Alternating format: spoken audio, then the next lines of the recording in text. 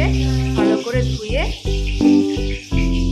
চাকু দিয়ে মাঝখানে চিড়ে চিড়ে রেখেছি। এবার এর মধ্যে আমি অল্প হলুদ আর এখানে অল্প লবণ অ্যাড করব।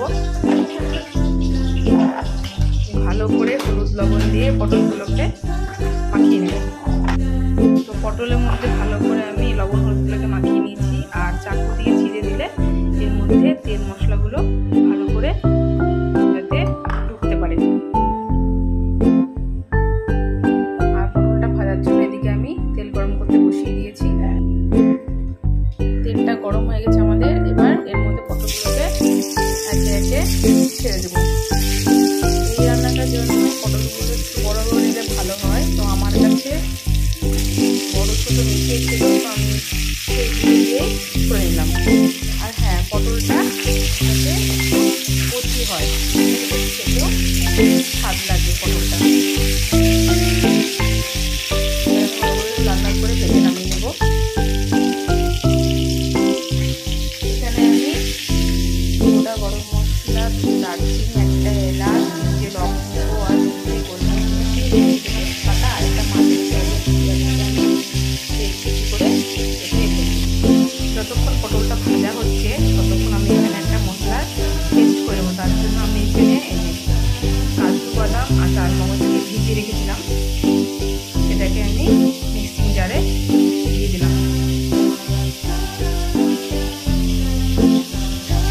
এবার আমি এর মধ্যে সামান্য পরিমাণ জল অ্যাড করে এটাকে পেস্ট করে নেব। তো এই যে কাজু আর চালমগজ দিয়ে পেস্ট আমাদের রেডি।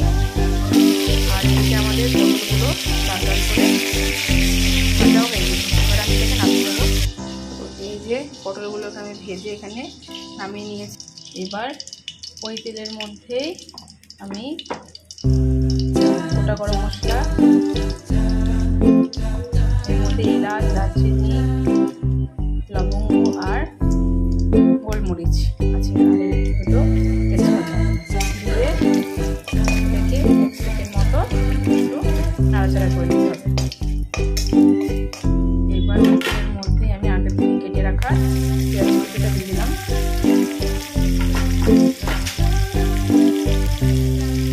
এবার ভালো করে পেঁয়াজটাকে একটু ভেজে যেতে হবে।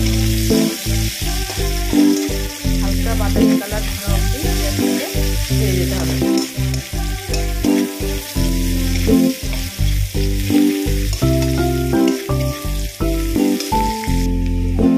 পেঁয়াজটা আমার হালকা ব্রাউন করে ভাজা হয়ে গেছে। এবার এর মধ্যে আমি আদা, রসুন আর পেঁয়াজের পেস্ট দিলাম, সেটাই এর মধ্যে আমি দিয়ে দেবো। এবার আমি এর মধ্যে একে একে হলুদ গুঁড়ো, জিরে গুঁড়ো, ধনে গুঁড়ো আর একটু এখানে কাশ্মীরি লঙ্কার গুঁড়ো আমি অ্যাড করলাম। দিয়ে সবটাকে ভালো করে মিশিয়ে নিতে হবে।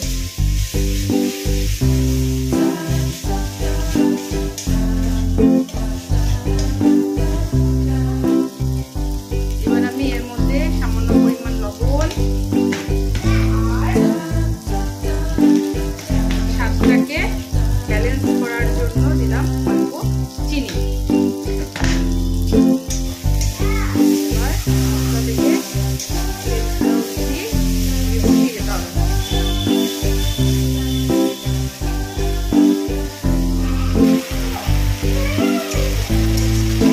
যে মশলা থেকে তেল ছেড়ে দিয়েছে আমাদের, আমি মশলাটা লেগে না যায় তার জন্য একটু জল অ্যাড করলাম। সেটা দেখতে আমাদের মশলাটা কষে দেওয়ার পর আমি এর মধ্যে ভাজা পটলগুলোকে দিয়ে দিলাম। এবার মশলার সাথে পটলকে ভালো করে কষিয়ে দিতে হবে।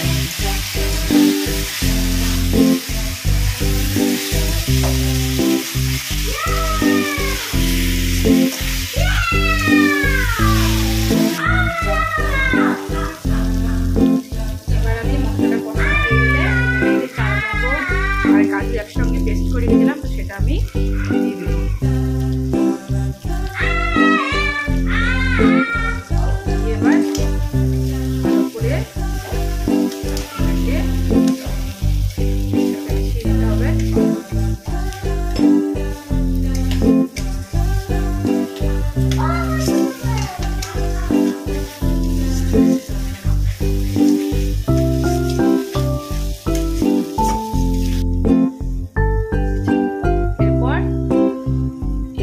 আমি একটু দুধ অ্যাড করে দিলাম, জল না দিয়ে মধ্যে দুধ দিলে এটা বেশি খেতে সুস্বাদু হবে।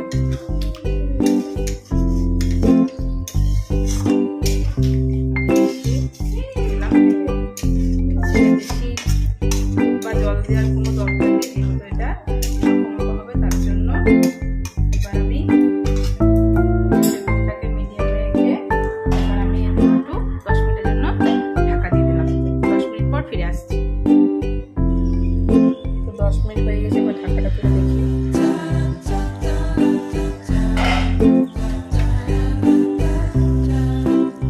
পটলগুলো একদম সেদ্ধ হয়ে গেছে। এবার আমি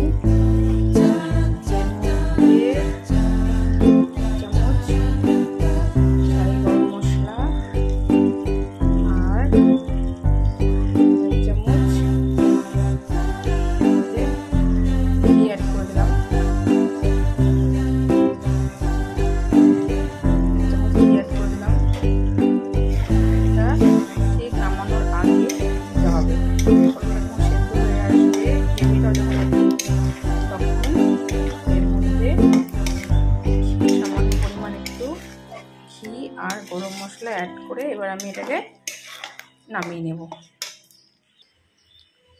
তো এই যে রেডি, দেখতে পাচ্ছ আমার পটল পসিন্দা। এটা খেতে দারুণ সুস্বাদু হয়, একবার ট্রাই করে দেখতে পারো তোমরা।